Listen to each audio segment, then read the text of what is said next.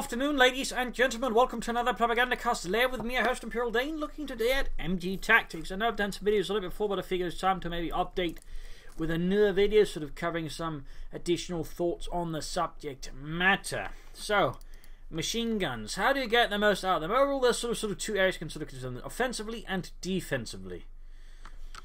Offensively, the overall trick is to A, don't send them in alone. That's usually one of the biggest ways of just losing your machine gun right away. That's just sending it alone. Don't do it. In particular with the MG42, always work it with infantry. Infantry screens, infantry spots, machine gun supports. Like, that's always the rule of thumb there on the offense. The machine gun, supports the infantry, provides covering fire, and more specifically, once you got the assault going, we're sort of using it offensively. The general idea is to use the machine gun to lock down your opponent's defensive area. Basically, where your opponent hopes to defend, your machine gun locks it down, preventing his infantry from moving freely or reacting, and can also be quite useful for example cutting down support teams like an anti-tank gun, because those do not get suppressed, at least not easily, meaning the machine gun can very quickly do a lot of damage. So for example, machine guns are great ways of clearing up anti-tank guns. Fun fact there, which perhaps does not get mentioned quite often. But overall, use the machine gun, push it again, deny your opponent freedom of movement on the defense, allowing your, flanking force, which you generally should want to have, so then more freely hit their soft spots and then deal quite bad damage. That's sort of one of the primary rules there to using offensively.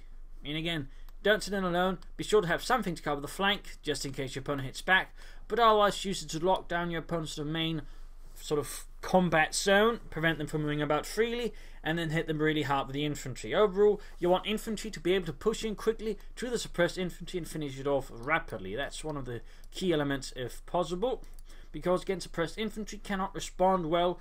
Thusly, it works great. For example, an early good combination is an MG42 with a Pioneer Squad. Pioneer Squad spots hits, spots targets, machine gun suppresses, Pioneers then easily close in and sweep the floor with the MP40s, pushing back the infantry, or if they're not really paying attention at all, killing it.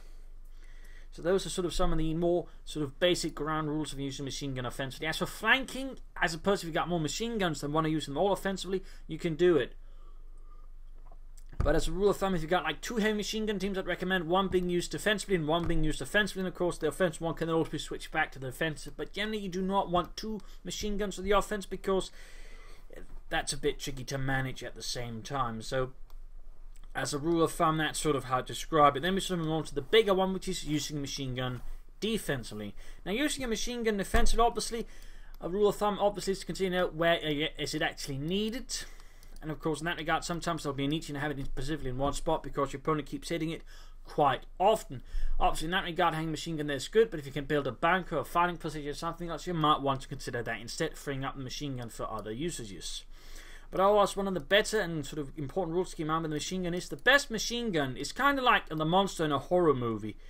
It works the best when your opponent doesn't quite know where it is. Like, if he knows exactly where it is, obviously, no problem. But once, he knows it's there in the general area, but he doesn't know exactly where it is, it becomes a lot more terrifying, because, he might be just, moving head cautiously, alright, and then bam, machine gun fire.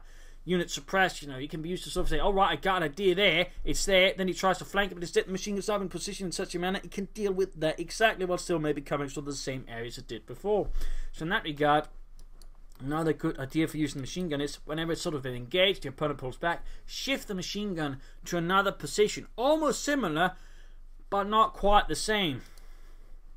That way you can make it a lot harder for your opponent to just, flank the machine gun or deal with it. Just say bring up a mortar or any other artillery piece to deal with it. Just constantly keep the machine gun shifting and moving about. Overall uses like that can give you a lot more, leverage out of machine gun, bring in a lot more, effectiveness on the field, and makes it overall a lot more of a terrifying weapon to deal with. Because again, machine gun is always constantly shifting about. There's also a machine gun that's harder to predict, and of course can also shift from offense to defense.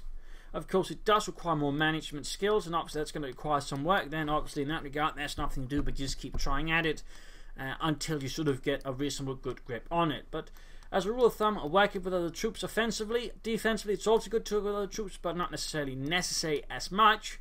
They're still a good idea. And overall, just try to shift its positions from time to time, make it harder for your opponent to predict where it is, make it, something to be feared, something to be terrified of. which in most cases your opponent would more than be happy to do, because most people hate running into machine guns.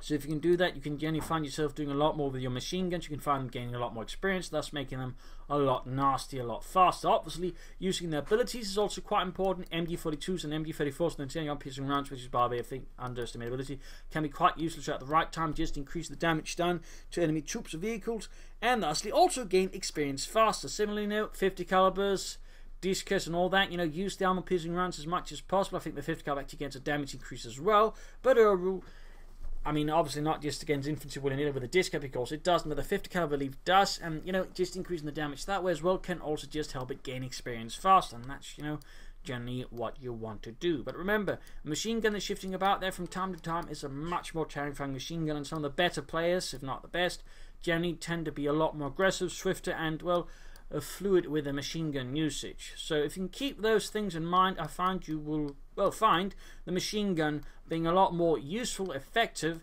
and overall just very, very helpful, thusly helping you secure more victories and frustrating your opponents, which is definitely one of the goals of the game.